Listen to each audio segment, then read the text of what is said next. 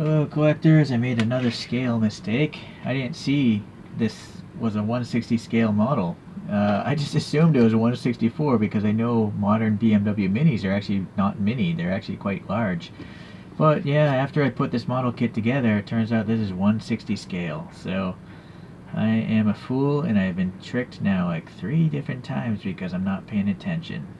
Oh well. So this is the second generation of the BMW owned Minis. I guess the first of them came out in 2007. Wikipedia tells me the convertible came out in 2009 and was available up until 2015. This being a Cooper S, it would have had a turbocharged 1.6 liter, making around 170 horsepower, I believe. Okay, front wheel drive. Alright, so that's all I know about the car. I built the kit already for you guys. And then it's just a friction fit on this stand here. So let's get this stuff out. Compared to these images here. And I gotta say, it looks pretty good already. Yeah, even the wheels are pretty similar. Okay, here's the side proportions shot here. Yeah, seems alright. And then here's a rear view. It's got these external hinges like classic Minis. Doesn't have black in those rear bumper vents though. Oh well. Alright, let's see what else we have on this guy. So the yellow here is not metallic, it's just a regular yellow. And my camera I think makes it look like a very vibrant yellow. But to my naked eye, it's actually quite different. It's more like a cream corn yellow. Yeah, I wouldn't call it a bright yellow. Alright. Yeah, so the wheels, yeah, they're fine. There's no brakes or anything like that. The tires, though, leave a lot to be desired. They look like rally tires. These side blocks just make no sense at all. And then, if you look at the bottom here, the tread is nice and all that, but I just don't know why they have to make those side blocks. So this is made by Pao Feng. It says nothing about being made by Kyosho. I don't know if Kyosho is still making these things. Screwed together, being a model kit. And it did come with a screwdriver as well. So there's an S here. There's supposed to be a vent here. This is a separate mirror, which is nice. You know, it's not a cast-in one, so it's a little piece of plastic. It's a little tiny bit flexible. It doesn't seem like a very rigid plastic, more like a nylon plastic. Alright, the door handle's painted silver and it's sticking out. That looks pretty nice. The fuel filler door looks pretty nice as well. There's no black paint for this molding here. I'm not sure if some Minis came with body match moldings here on the fenders, but Pao Feng skipped that. They did put some black paint up here, and then the headlights look really good. There's a silver ring around them painted on, and then the clear lens, and the way they molded it looks like there'd be a light bulb or something, or a projector back there. The orange turn signals are okay. This, unfortunately, you know, it'd be nice if there was either a silver or a black dot there. And then the grille has a texture, it's alright. It seems like it's the plastic. It's a separate plastic piece put in there.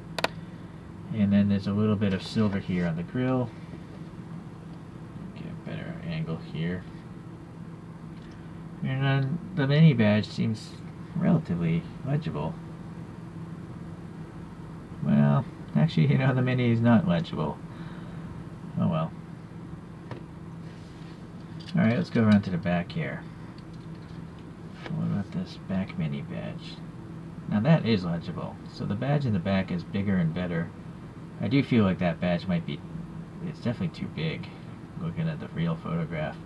Cooper S is nice and sharply printed. It's got some silver paint around the taillights, and then the taillights themselves are the thick red plastic. That one was a little bit loose. Now what's missing though is right here. You know, there should be black, like a grille texture and black paint, but they skipped out on that.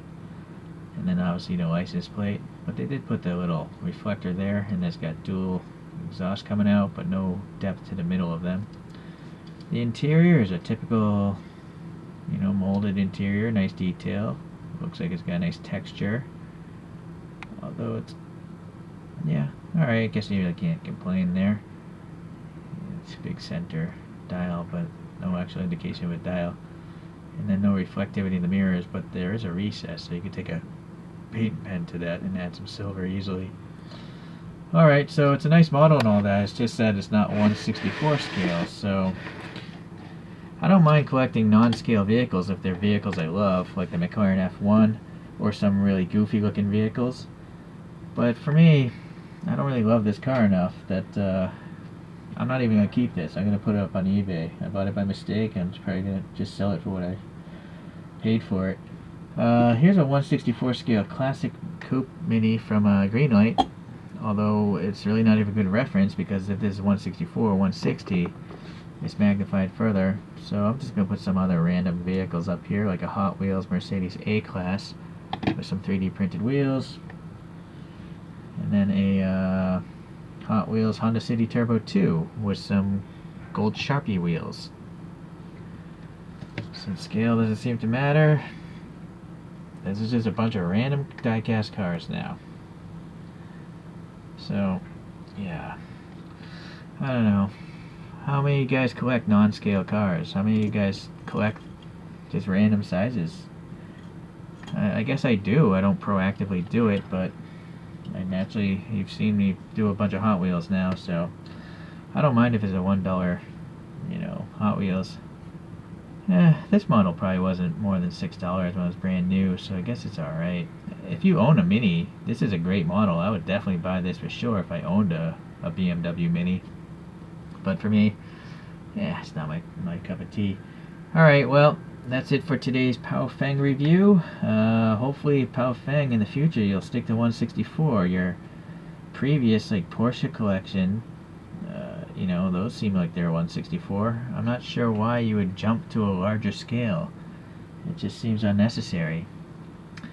Alright, well, thanks for watching, guys. I'll see you. Bye.